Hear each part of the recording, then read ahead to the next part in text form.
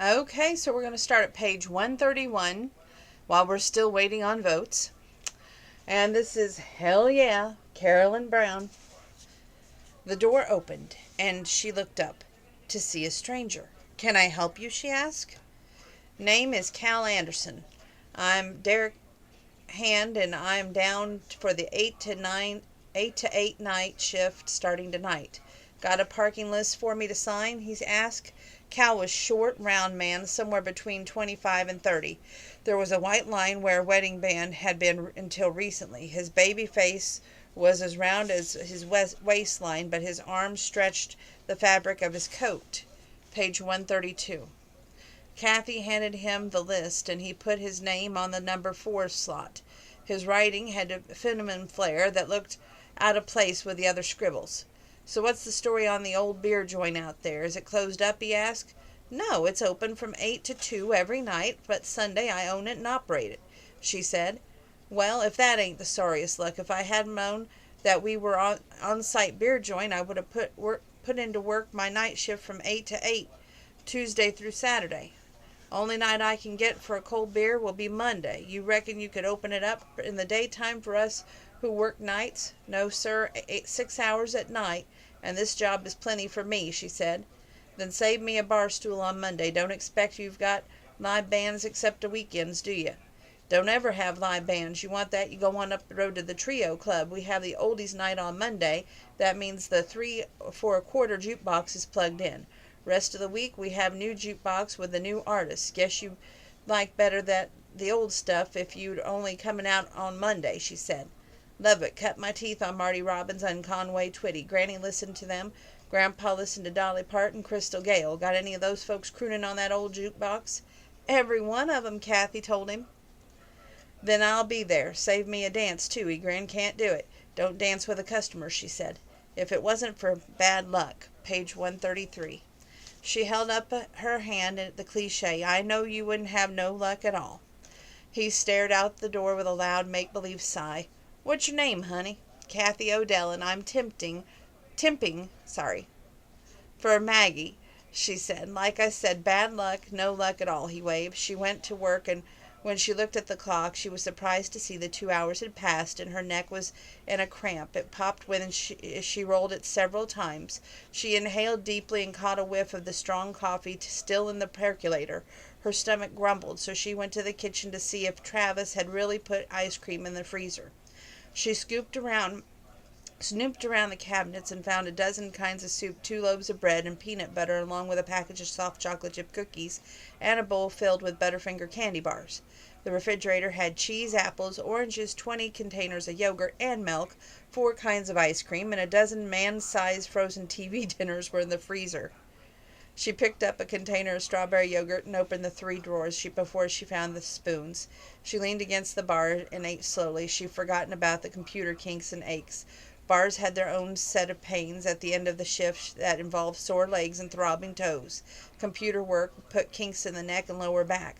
She ate a bite and rolled her neck. I ate a few more and did a couple of squats, another couple, and did a dozen knee lifts. She had to put that last bite in her mouth when Travis stepped into the office. Page 134. He looked at the desk, then down the hall, and finally his eyes came to rest on her, standing there with an empty yogurt container in one hand and a spoon in the other. I'm here for the timesheets. She motioned with the spoon. On the desk, with the rubber bands around them. He removed his caramel-covered canvas work jacket and dark brown leather gloves and laid them on the kitchen table. He rubbed his hands together to generate warmth, poured a cup of coffee, wrapped his fingers around the hot mug instead of drinking it. The north wind was bitter cold that morning, and nerves in his face tingled as the warm air brought back normal temperatures. That's interesting, he muttered. What? That I stole one of your yogurts? Kathy asked. No way was he going to tell her. The interesting thing was that his insides were hot as fire, while outside of his body was cold as ice cream. That you like strawberry. It's my favorite, too. Mind if I take a taste? I just ate all of it, she said. He took 2 steps and was too close to face her, and he could smell strawberries. It's all gone, she said. Not quite. Your mouth still tastes like strawberries. Oh, she said.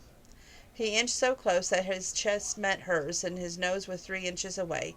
His eyes crossed, and he wrapped his arms around her waist. He leaned in, pulled her mouth in for a soul-wrenching kiss that went on until they were both breathless. Page 135. Darling, that is one fine way to taste yogurt, he whispered. She reached up and brought his lips to hers again. He slipped his cold hands under her sweater, feeling warmth of the soft skin below her.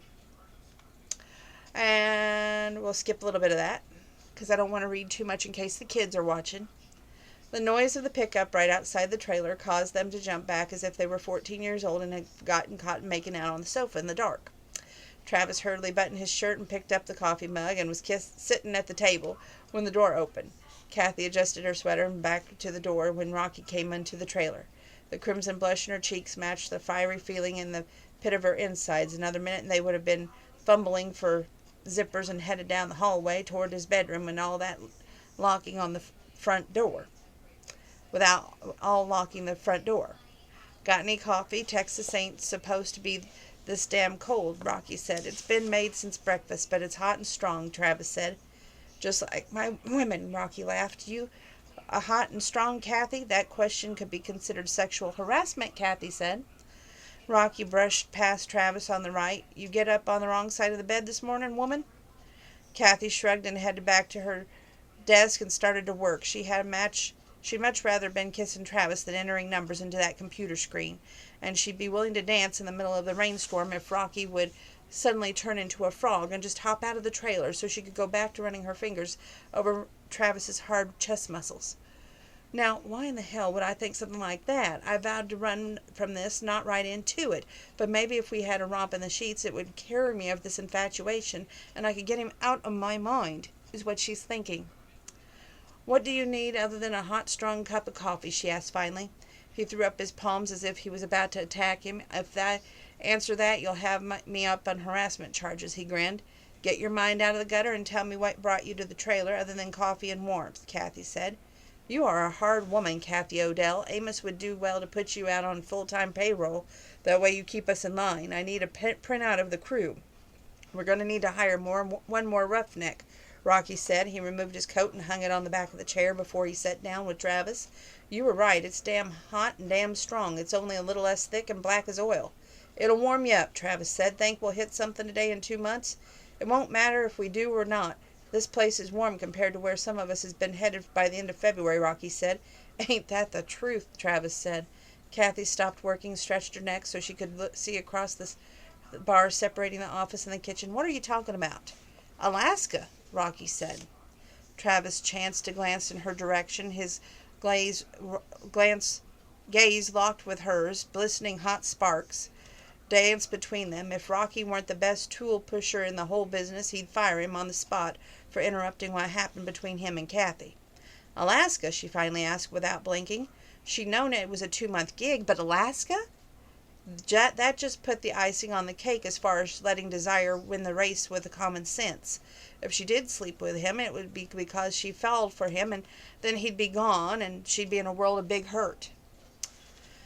Travis forced himself to stop undressing her in his mind. Amos is willing to sink $2 million into this venture while he makes a deal in Alaska, but that's his limit. We're cutting corners as much as possible. It's one of those situations, if we hire too many to get the job done in time slot, then we're overextended our budget. Without the men, we can't finish in 2 months, so it's like we're working with one of those old balance things. Men on one side, money on the other. Keeping them perfectly balanced is not easy. What about Angel? Does Merle know about Alaska? She hoped her voice didn't sound as hollow as her heart felt. Angel told Amos that she'd go to Alaska or the moon, and of course Merle knows, Travis said. Kathy hit the right buttons on the printer, spit out a list of crew members with possible recruit names on the bottom of the page. She reached up and laid them on the bar. Rocky picked it up and studied it before handing it to Travis. What do you think? Luther can't beat it. That was 136, 137. Here's 138. He's still married to that cute little filly who wants to travel with him, Rocky said. Last I heard they were divorced. He came home early and caught her with one of the drillers. Sounds kind of dirty. Then the men made a lot of jokes about it, but Luther didn't think they were funny, Travis said. You sound like you're talking about a soap opera, Kathy said. It gets that way. Men who travel with their wives are asking for a whole lot of trouble. It's different if it's a whole permanent situation, but most of it isn't. We travel a lot, you see, by the the parking list. Women living in cramped quarters get antsy, and that makes trouble, Rocky said. So what about the men who are married and away from the home for weeks on end? Kathy asked. Some of them couldn't be shook away from their wives and families with a blast of dynamite. Others fall off the true blue wagon the first time a honky-tonk mama makes them pass at 'em. Rocky finished his coffee. I'll call Luther and see if we can't get him down here by tomorrow. Where does he live? Up in Ardmore, Oklahoma right now. He's been in the Biloxi for a few months, and he's back on his folks' ranch until Amos finds him something pretty close. I think he moved this far. Can't see him going to Alaska, though, Travis said. Rocky looked over across the bar at Kathy. I can't wait until you see Luther. Kathy squared her shoulders. Why? What's the matter with him? Travis chuckled. She shot him a look across the bar. What does that mean? Travis stood up and slipped his arms into his coat pocket, pulled his gloves on, and winked at Kathy. I'll just bet Luther can be a big surprise. Come on, Rocky. Let's go get those deadlines. You are a... Kathy couldn't even think of a vile enough thing to call him. He stood back and let Rocky leave before him and then bent down to kiss her on the earlobe. I'm a what? He whispered. A right fine kisser, she said, and fast becoming my friend. Do friends knock each other's socks off when they make out? I never had a guy-type friend like that before, so I'm swimming in infatuation in unfamiliar territory. But here lately, when anything happens, my first thought is that I can't wait to see Travis and tell him about it. Does he feel that same way about me, I wonder? That's page 138 and 139. Here comes 140.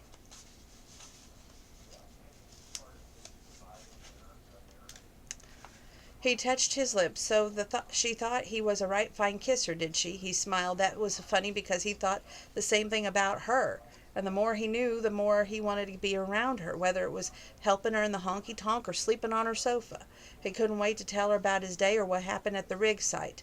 She understood his language when he asked for a WHMIS report and didn't hesitate when he asked for the timesheets. Damn, he found a friend and a damn fine kisser. Exactly what he was going to do about it, for either or both was a mystery, but he'd worry about that all later. Are you sick? Angel asked so close to him that he jumped.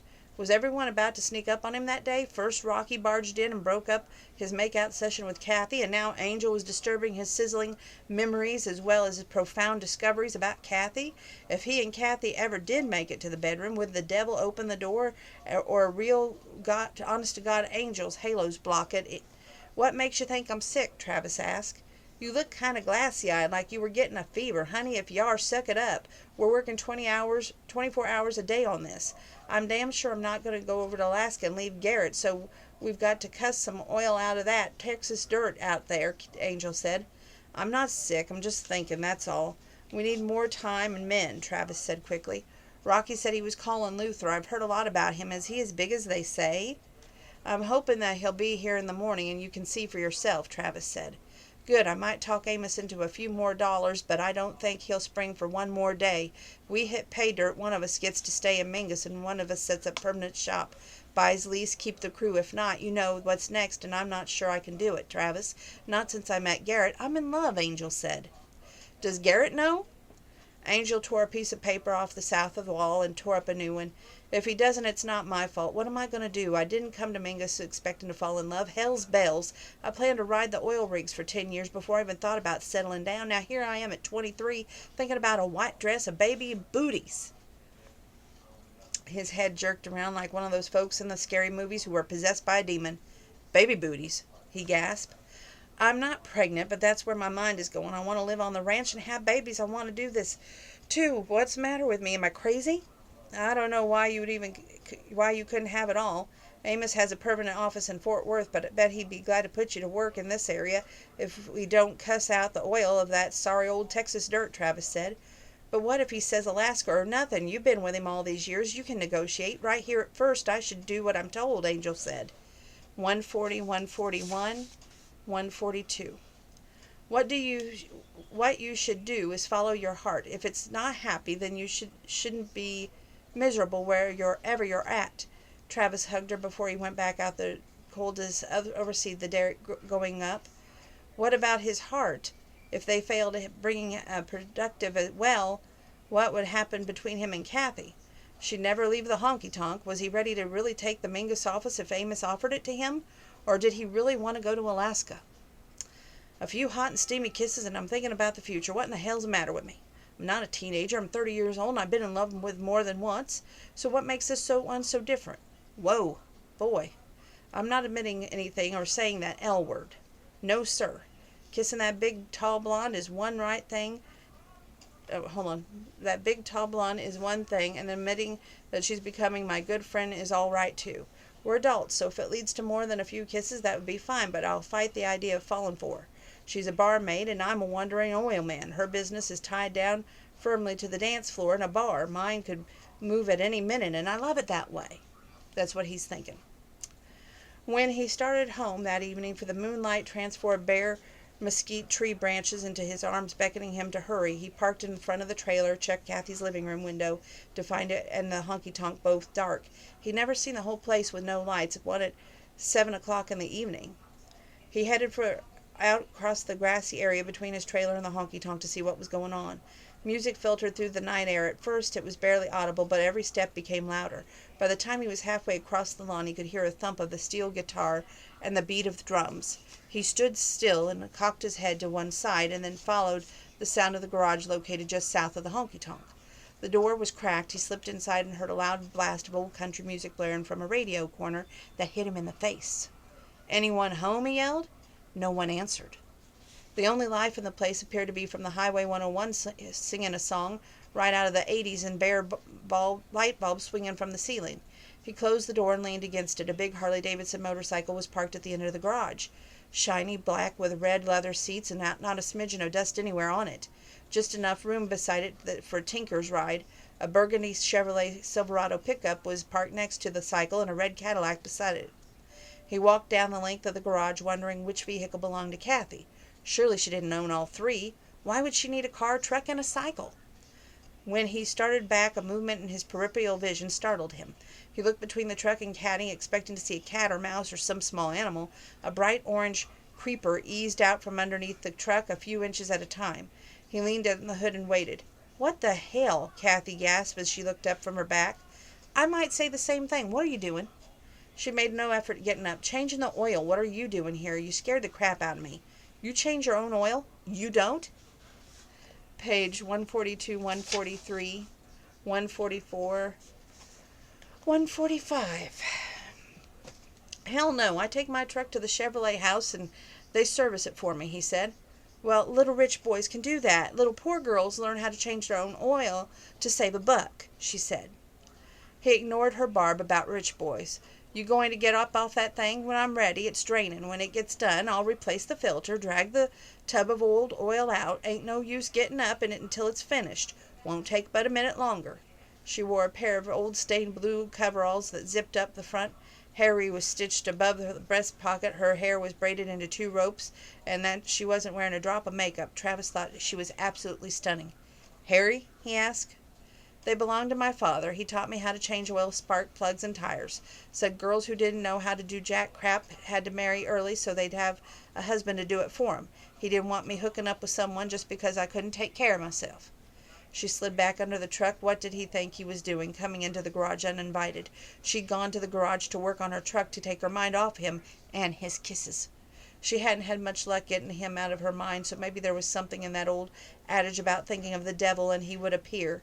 She put it in the new oil filter and carefully dragged the plastic pan of used oil out with her, and when she had finished, "So how was your day?" she asked.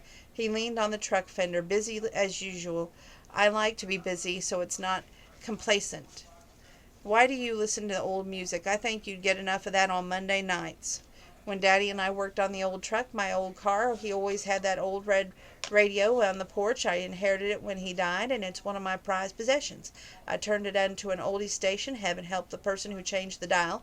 Of course, it's not the same station here in Texas, but it's still an oldie station that plays the same kind of tunes. Even Mama knew better than to touch it. If you'll move it, I'll get to raise the hood and pour in the oil now." He extended a hand to help her up, and she took it.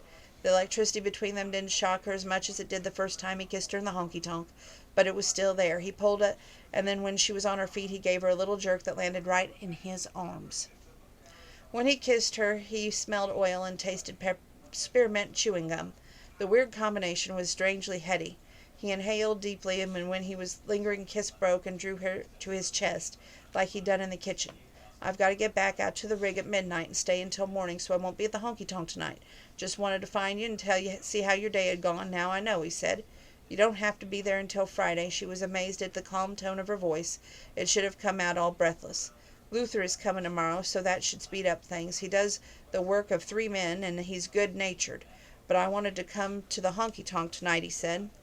144, 145, and 146. She wiggled. "If you don't let me go, you're going to be covered in dirt." He held her up tighter. "It's all worth it. I'll go wash, and so will my clothes." She felt an odd peace in his arms. Every nerve tingled. The emotional roller coaster was speeding along at breakneck speed. The excitement between them glued her to the garage floor in a red-hot melting pot of desire, but in among all three there was peace. "I've got half an hour to finish this and then get the tonk open. Tinker will be opening that big red door any minute. And after that near miss this morning when Rocky barged into the office, I don't think my nervous system could have stand another. So I'm going to go step back, and you're going to go leave, and I'll see you sometime tomorrow." "That's not very nice," he said. "That's life. I hear a motorcycle engine coming across the parking lot. Tinker won't care if I'm in the garage." "Maybe not, but I don't want to deal with him or anyone else tonight," she said. She stepped out of his embrace, and the garage door rumbled on its way up. He brushed a hurried kiss across her lips and eased out into the darkness. At the same time, Tinker parked his cycle. Okay, page 151. Luther raised an eyebrow. "Whew, she is a tall one, ain't she, Travis?" "No, ma'am, I'm not insulting you. I'm teasing, Travis. Living in a trailer with a pretty thing like you in the front room all the time, I wouldn't be wasting my time sleeping if you was as close to me. You dating anyone?" "Why you asking, honey? I'd be honored to take you to dinner any night of the week," he said seriously. "I work every night but Sunday. Doesn't leave much time for dating." He stood up and looked up. They locked gazes, and she refused to blink. No man was going to intimidate her. Luther refused to let a woman stare him down and narrowed his eyes to make her blink. "If y'all are going to fight, take it outside," Travis said. Kathy shot him a dirty look. "Don't tell me what to do. If me and Luther want to fight right here and tear this damn place down, it's not your call." "You tear it down and I will move in with you, and I won't sleep on the sofa, darling. You decide," Travis challenged. Luther set the chair back in the kitchen. "Woo, you might have to call the Mingus Volunteer Fire Department and the sparks take a hold in this trailer. Looks to me like y'all need to either kill each other or kiss and make up. Take it from me, the kissing is a lot more fun." "This is our fight," Kathy said. "And darling, I got no doubt you can finish anything you start. Hope to see you both later." Luther whistled as he left. 151, 152. Kathy glared at Travis the minute the door was shut. "Why are you at work?" "I didn't get in till 10 this morning. We had a problem. I stayed at the rig all night working on it." "What business is it of yours anyway?" he snapped. She smiled. "And you think I'm a bear in the morning?" "You are," he protested. "Go put on a shirt and I'll make you some breakfast." He folded his arms across his chest. "I don't want a cold Pop-Tart. I'll cook a real breakfast." Travis spun around and headed down the hall. Another minute in his presence, and he'd pick her up and stumble toward the bed. He pushed the door open and caught a whiff of her perfume. He whipped around, but she wasn't there, and he heard pots and pans clattering around in the kitchen. He slammed the door, peeled off his pajama buttons, folded them up, and quickly put the rooms to right before he got dressed. When he opened the dresser drawer for a pair of socks, he caught a glimpse of Kathy's picture. He frowned. He didn't have a photo of her. When he looked at it the second time, he realized it wasn't Kathy, but the cover of the season of La Feminine Nikita. He carried it a few seasons of his favorite television series with him to the sites, since he never knew the hours he would be working. He learned to prepare for the hours of boredom between shifts. The actress who played Nikita wasn't as tall as Kathy, but they had the same face shape and the same wide lips, narrow nose, and long blonde hair. Peta's eyes were lighter than Kathy's, but they both had long legs and started on earth that went all the way to their pearly gates. Kathy and Nikita were both kick-ass women. Travis never seen anyone, male or female, bow to Luther. Nikita wouldn't even be so brave. The aroma of bacon and coffee drifted down the hallway into the bedroom as he dressed in his soft jeans and a dark green thermal long-sleeve shirt. He picked up the DVD box and looked at the cover. Peta was pretty, but Kathy could beat her hands down in any contest. "Can you cook?" "Well, Kathy, I can. I can smell bacon, and Jessie told me she makes amazing chocolate cake." He laid the box down and headed back to the kitchen. The table was set with 2 arrangements of salt, pepper, jelly, butter, syrup clustered in the middle. Travis poured a cup of coffee, leaned across against the cabinet, and sipped it while she made omelets. When she started making pancakes, he peered over her shoulder and said, "That smells wonderful. If you'll cook for me every day, I'll work an extra night at the honky-tonk." He smelled like Stetson and looked like sex on a stick. The majority of Kathy's determination plunged to the bottom of her deepest gutter. The warmth of his breath on her neck shoveled dirt on what little willpower she had left. She wanted to forget the breakfast and lock the front door. Rocky poked his head in the door and followed his nose to the kitchen, where he pulled out a chair and sat down. "Food?" 152, 153, 154, 155. "My food," Travis said. "I'll fight you for it. I'm as hungry as I am. You will lose," Rocky said. Kathy shook her finger at them. "Oh, stop your wee-wee contest. I've got enough cooked for the Confederate Army in the South wanted to rise again." Travis put another plate on the table. "Rocky, you can pour your own coffee. It'll be ready when I flip the last pancake." The little guardian angel that she hated sat on her shoulder and whispered that Rocky was her salvation. Not a demon. He kept interrupting things because she and Travis were headed down a highway straight into trouble.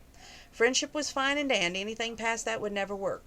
But what if he's the devil in disguise and just keeping me from my soulmate? Tell me that, would you?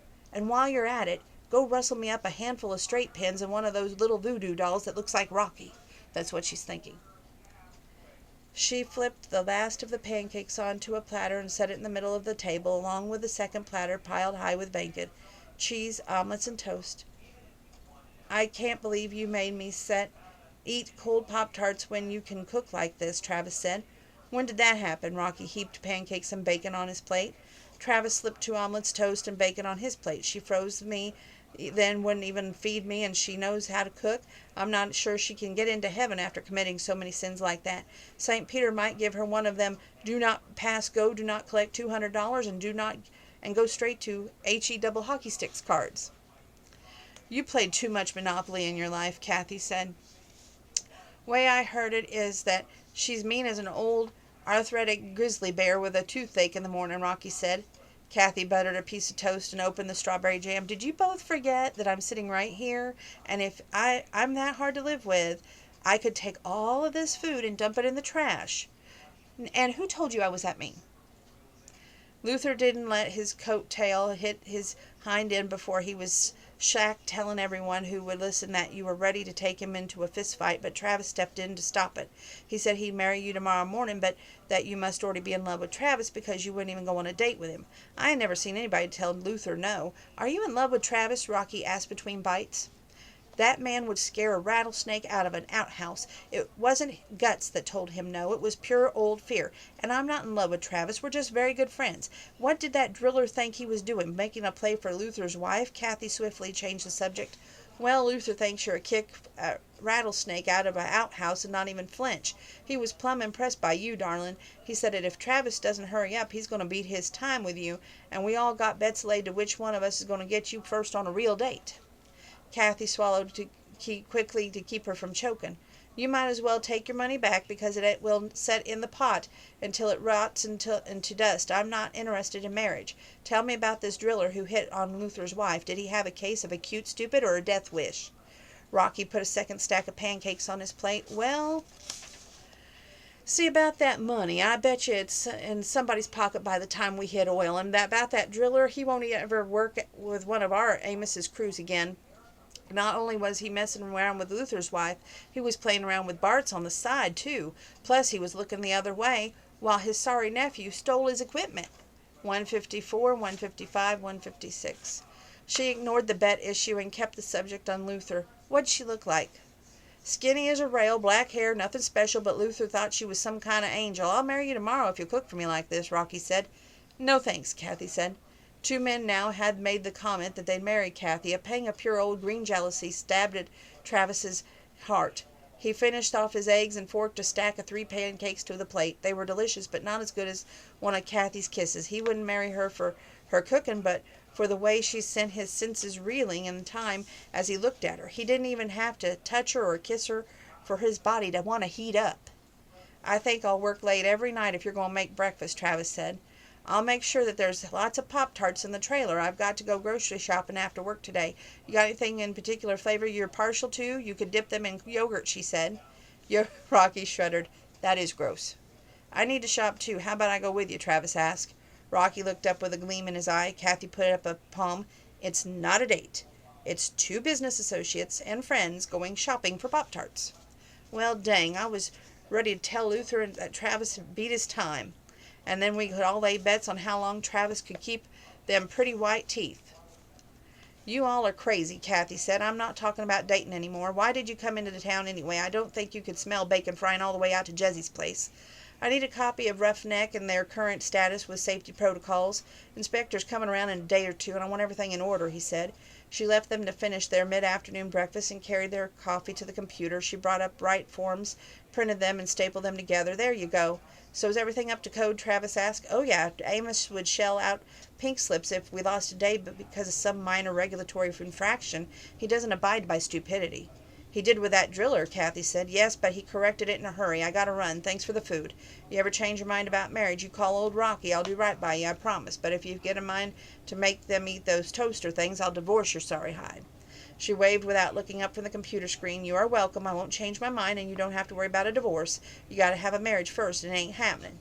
Travis looked at the clock on the microwave. It was 4:15. It would take 10 minutes tops to do the dishes. What in the hell was he going to do with the other 35 minutes? He could instigate a makeout session and see where it would lead, but he'd only be feeling cheated. 35 minutes was barely enough time to get warmed up. Hell, he could cuddle that long before and after, with the middle lasting a heck of a lot longer than a mere 35 minutes. With a soft sigh, he started straightening the kitchen. I'll help with that after 5. I want to get that last report done, and Amos comes in tonight, especially if there's an inspector on the way, she said. You cook, I'll clean. Are we really going shopping after 5? I am. You can go with me if you want. What time do you have to be back at the rig? I'm on the rig 10 tonight until 5 in the morning. I'll be asleep when you come in to work tomorrow. If Luther comes in, don't let him laugh, Travis said. If anyone tried to keep Luther from laughing, he'd blow up, and the trailer wouldn't be anything but a pile of rubble anyway, she said. She heard her door shut and looked up to find Travis gone. 1 minute he was in the kitchen cleaning up, and the next he was gone. She was both angry and relieved. Angry that she couldn't see him, and relieved for the same reason. That was 157, 156, 157, 158. And good gravy.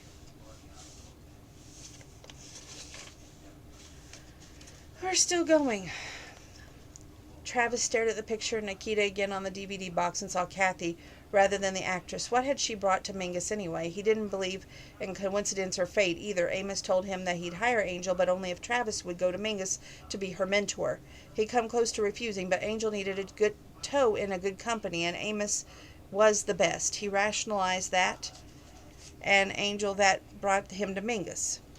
It wasn't that spunky, smart, beautiful bartender who could make a nun have dirty thoughts. The picture of the actress stared at him and knew something he didn't. What? He muttered. And here's what he's thinking. Why don't you admit that you've got a thing for her that goes way beyond friendship? He picked up the novel on the nightstand and propped a few pillows against the headboard. He read 10 pages, checked the clock. He couldn't remember a single word he read, but it had passed off 10 minutes. He threw the book to one side and laced his hands behind his head. He didn't need a picture of an actress to remind him of Kathy. All he had to do was shut his eyes, and there she was in the kitchen with an egg turner in her hand, behind the bar at the honky-tonk, changing her oil in the car, and in every single scenario she was sexy as the devil. It took 3 days past eternity, but finally the clock numbers said 4:59. He rolled off the bed, put on his socks, boots, grabbed his coat from the closet, and he carried it off to the office. Kathy worked up the reports and watched the minutes tick off the clock so slowly that she wondered if the electricity had gone off. Finally, she heard him shuffling around the bedroom, checked the clock, and shut down the computer at a minute until quitting time. Her heart did one of those skips like a little girl who was set free from school after a long day of multiplication tables and verbs and couldn't wait to prance all the way home. When Travis stopped in the front of the desk, he forgot about skipping and went to a full-fledged race that set her pulse into a thump like a drum roll in the rock band. 158, 159, 160. You ready? He asked. Soon as I take the report back and file it. Got Amos all stapled and ready. She pointed to the one at the desk. I'll file it. He reached. Thank you, she said stiffly. She slipped her feet back into the boots underneath the desk, and she was standing at the door when he returned. Where do you buy groceries? He asked. Walmart and Mineral Wells. If they don't have it in Walmart, then I don't need it, she said. So does that mean you aren't a high-maintenance broad? It means that I'm a redneck broad, she said. I'll get my own coat out of the apartment and meet you in the garage. We can take my truck, he said. I'm driving. Does that hurt your male pride? Depends. I refuse to ride behind you on that Harley, he said. There's not enough room in my saddlebags for groceries. We'll have to take the caddy or the truck. Since it looks like it could rain, we'd best go in the caddy, or else everyone is going to get wet. Everything will get wet. I suppose my male pride can handle that being chauffeured in a caddy. Do I ride in the front or the back seat? In the front, but you aren't driving, she said. Okay, then I'll meet you in the garage. She made a hasty trip through the apartment and into the bathroom, where she touched up her makeup, applying a fresh coat of lipstick and a dab of blush before she brushed her hair. After that, she grabbed her coat from the bedroom closet, hurried out the garage. Travis leaned against the side of the caddy. I'd have just started it, but had warmed it up for you, but I forgot to ask you for the keys. A knight in shining armor, Kathy said, and smiled. He opened the door and made sure that her coat was tucked in before he shut it. Nope, just a cowboy whose mama taught him to be nice. She pushed her buttons on the remote garage door opener and waited for it to roll up. What else did your mama teach you? To say please and thank you, he said. She started the engine, drove out of the garage, and pushed the remote to close the door. So your mama is still alive? Oh, yes, alive and raising horses. She's a horse rancher. Dad is a lawyer and wouldn't know a good horse from a sway-back mule. She pulled out of the honky-tonk parking lot, drove south to the interstate, where she hung left and set the cruise control on 75. Where do they live? Fort Smith. I was born and grew up there, right on the ranch. Mama's people were all horse ranchers. Daddy's were all corporate people. It was the story of opposites attracting each other, but they made it work for 35 years, so it must be true. Is that all she taught you, to say please and thank you, she asked. 160, 161, 162, and 163. He smiled. She said my smart brain would take me far in life, but would get me anything I wanted. What did your mama teach you? To work my tail off to make good grades for a scholarship to the university, and never think that any man was better than no man, she said. There's nothing about nice and please and thank you in there, he said. Nope, my granny taught me all that. My daddy taught me how to change oil and fix cars, like you already know. What else did your mama teach you? To respect her. Mama was a woman who demanded respect. She wasn't my best friend. She said I could kick my bush in Mena, Arkansas, and find her a best friend, and they'd change as often as I changed my mind about hair or clothes. But I'd only get one mama, and her place was to be a mother. I worked my hind end off in high school, was valedictorian of graduating class, got good scholarship, went to the university, bartended for extra money, even though I wasn't old enough. Fake IDs are cheap. Then came back home to Mena and worked at an oil company. So did you believe her about any man, no man thing? I sure did. It was the best advice she ever gave me. Then you've never been married? She shook her head. Almost once. What happened? He got mean. I got gone. Travis clinched up. Someone hit you. His name was Brad Alton. We were engaged, and he let his temper go past knocking a hole in the wall or throwing a hammer through the windshield of my car. When he hit me, I left. It's the past. I've moved on. Did you hit him back? Travis asked. Hell yeah. Now let's change the subject. We've only got an hour to shop, because if I'm there any longer than that, Tinker will be out looking for me. He never come to the tonk and found someone not there. An uneasy feeling prickled the back of her neck while she shopped. Twice she saw two men darted around a corner too fast. Once she noted the same two lingering far along in the tea aisle without putting a single thing in their cart. She tried to get a good look at them to compare notes, but with Tinker at that night after hours, there was always looking away or moving too fast. She added 2 boxes of green tea to her cart and went on, completely forgetting about them when Travis smiled at her purchase. That was page 162 and 163. Moving on. Page 167. Stop worrying about me, Travis. I'm not worrying. I just hate you to pass up something good. Don't judge him by any other men in your life. How'd you know I was? Been there, done that. Jessie waved as she crossed the half-empty dance floor and made Leroy two-step with her. Kathy kept checking for new customers in the long mirror across the back of the bar as she cleaned a blender. 1 minute, everything was going smoothly. The next, she looked up into Travis's clear blue eyes. He smiled and her knees went weak. Thought you had to work, she said without turning around. He still wore with his heavy work coat, and his cowboy hat was on the bar in front of him. I do, in half an hour. I thought I'd run by and see that things were going. Looks like Rocky is fixed up for the night. At least he's down the end of the lot, Travis said. Kathy whipped around to face him. What's that mean? Think about it. Ever see an old bumper sticker that says, if the trailer is rockin', don't come knockin'? Jealous? Kathy asked. No, ma'am, not one bit. If Rocky had been dancing with Kathy, then he would have had the answer to that. Yes, definitely. What would it be like to make a trailer rock with Kathy when a tornado wasn't licking the front porch steps? Are you blushing? Yes, ma'am, I am.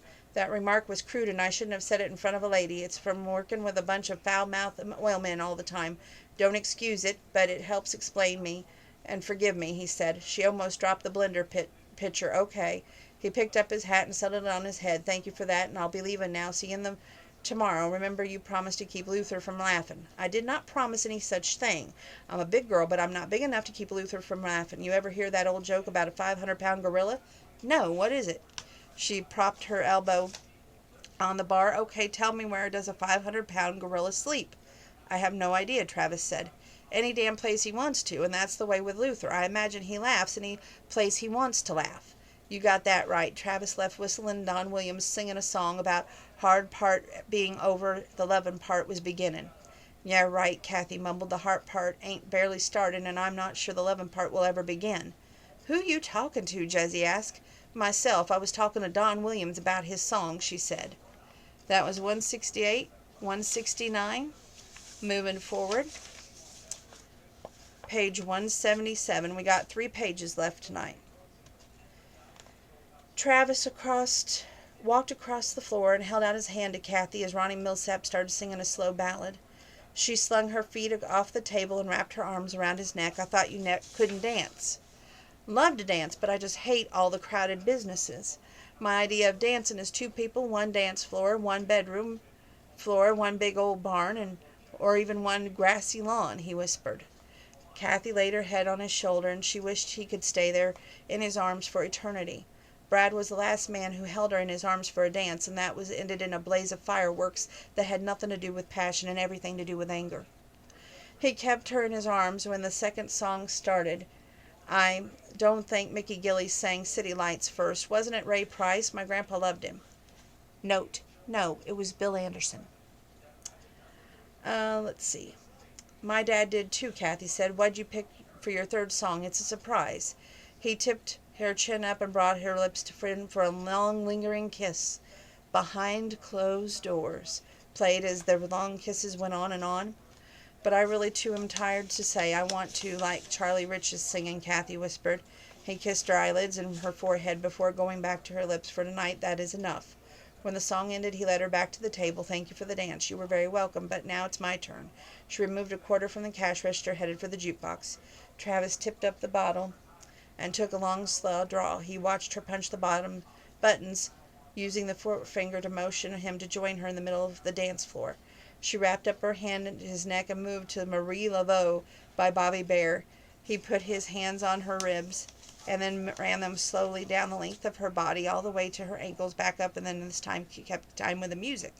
When he reached to the top again, he whipped her around and put both hands on her shoulder and began something between salsa and dirty dancing.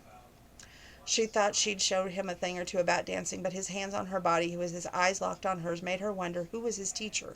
When the next song, she whipped a pretend skirt tail around her legs and did 70s bebop dance to Bright Lights, Big City by Sonny James. He stood there with his arms crossed over his chest and big grin on his face. He reached out, took a hand, spun her around 4 times. If she'd been wearing a cotton skirt over a big can slip, it would have been standing straight out by the time he let her go. He spread out his legs and slung her between them and back again. Then he pulled her into his arms, put one arm around her waist, then one around her shoulder to finish the song. Where'd you learn to dance like that? She panted. My grandma. We used to go there on Sundays, and Grandma would let out an old vinyl record. My great-grandma could do Charleston Jitterbug. I grew up dancing. You been holding out on me, cowboy, she said. Got to keep a few surprises to keep you interested. Her last song was old Elvis Presley's song, Can't Help Falling in Love with You. Travis drew her to his chest and barely moved as they listened to Elvis's smooth voice. Am I supposed to be thinking about you or the words to this song? Did you choose this song to send me a message? Travis asked. I'm not sending messages, she lied. The last piano note echoed and off the paneling of the honky-tonk walls, and Travis held Kathy. He hummed the Elvis tune softly in her ear as he moved her across the floor a few more times. Finally, he leaned back and said, I'll put $1 in if you'll keep dancing with me. Kathy shook her head. "You've got to work tomorrow and it's late. Let's call it a night." He slipped an arm around her waist. "Let's go out and look at the stars before we go to sleep." She kept in step with him, their boots of the beat of their hearts, the only sound in the honky-tonk. The cold night air hit her face when she unlocked and opened the door. A quarter moon hung in the midst of a million stars that looked like king surrounded by his subjects, and she could have stood there forever in his arms around her waist. "They're almost as beautiful as you are," Travis said softly, and kissed her one more time. She leaned against a post porch. A movement in her peripheral vision made her turn to the left and watch a van slowly drive out of the parking lot. The windows were dark and the license plate muddy. She attributed the crazy prickling feeling on her neck to the feel of Travis' arm when he slipped it around her, and forgot all about when he brushed another kiss on her forehead. That was 178, 179, and 180. That's where we're stopping tonight. Thank you for joining me for another part of Hell Yeah. I hope to see you tomorrow. We'll see. I work, and I want to keep up with this presidential election, so we'll just have to wait and see.